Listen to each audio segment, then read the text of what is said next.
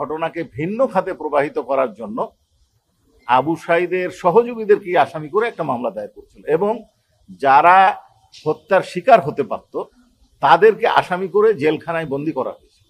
যখন নিহত হয় বা তাকে যখন হত্যা করা হয়েছিল, এইটা আমাদের দেশের একটা ইলেকট্রনিক্স মিডিয়া সম্প্রচার করছিল।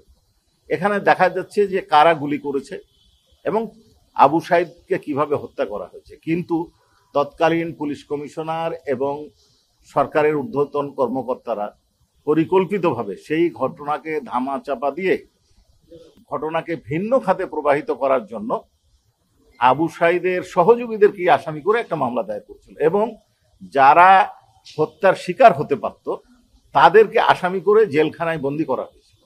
এটা একটা বিষয়। আর একটা গুরুত্বপূর্ণ বিষয় আমরা নিয়ে আসছি, সেটা হচ্ছে যে এই যে পোস্টমর্টম যিনি করেছিলেন তাকে উনি অরিজিনাল যখন পোস্টমর্টম রিপোর্ট করেন তখন সেটা গ্রহণ করেননি। তখন সরকারের তৎকালীন কর্তা ব্যক্তিদের নির্দেশে প্রভাবিত হয়ে বা নির্দেশিত হয়ে বান্ডেল থাকলে প্রতি সেনমানিতে টাকা বাঁচবে। বিকাশ সেনমানি বান্ডেল কিনে জিতুন প্রতি লেনদেনে। পুলিশ কমিশনারের পক্ষের লোকজন উপস্থিত ছিলেন, সাচিবের একজন চিকিৎসক উপস্থিত ছিলেন, আরো অনেকে তাকেই রিপোর্ট পরিবর্তনে বাধ্য করেছেন। তিনি দ্বিতীয়বার দিয়েছেন, সেটাও গ্রহণ করা হয়নি। তৃতীয়বার দিয়েছেন, সেটাও গ্রহণ করা হয়নি। চতুর্থবার দিয়েছেন, সেটাও গ্রহণ করা হয়নি। উনি বাধ্য হয়ে পঞ্চমবার তাদের মতো করে একটা রিপোর্ট দিতে বাধ্য হয়েছিলেন। সেই ডাক্তার সাহেবকে আমরা সাক্ষী করেছিলাম, যারা বাধ্য করেছিলেন তাদেরকেও আসামি করেছি এবং এই ডকুমেন্টগুলার কার্বন কপি ওনার কাছে সংরক্ষিত ছিল, সেগুলো আমাদের কাছে আছে। আর আশুলিয়ার মামলায় আজকে যেটা হয়েছে সেটা হচ্ছে পলাতক আসামিদের জন্য স্টেট ডিফেন্স নিয়োগ হয়ে আগামী 8জন পলাতক আসামির জন্য 2জন স্টেট ডিফেন্স নিয়োগ করা হবে। অনারেবল ট্রাইব্যুনাল স্টেট ডিফেন্স নিয়োগ করবেন এবং চার্জের জন্য দিন ধার্য হচ্ছে 7 আগস্ট।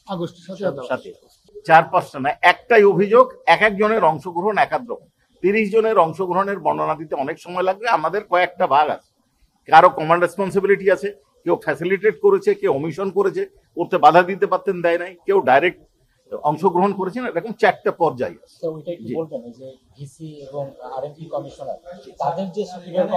তাদের সুপিরিয়র কমান্ড আমাদের আইনের কমান্ড যেটা বিধান সেটা হচ্ছে যে ওনাদের একটা ঊর্ধ্বতন অবস্থান থেকে সুপিরিয়র কমান্ডার এবং সুপিরিয়র রেসপন্সিবিলিটি, লিডার এবং সুপিরিয়র পাওয়ার অনুযায়ী ওনারা ইচ্ছা করলেই এই হত্যাকাণ্ডটা বন্ধ করতে পারতেন।